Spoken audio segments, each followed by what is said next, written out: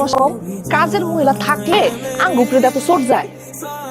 শিউলি আসার পর থেকে আম্মা কইলো 2 বউ থাকতে আবার কাজের মুখ রাখতে হবে।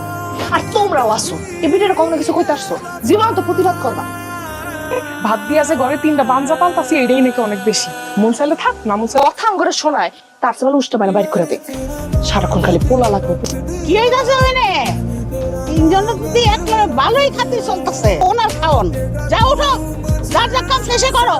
এবার খালি যুক্তি। মা, উপরে ঘর নিয়ে চলো। মা, অত অস্থিরনের কিছু নাই। আর অহন থেকে তোমার ভালো রাহনের দায়িত্ব, খালি অর্ডার করবা।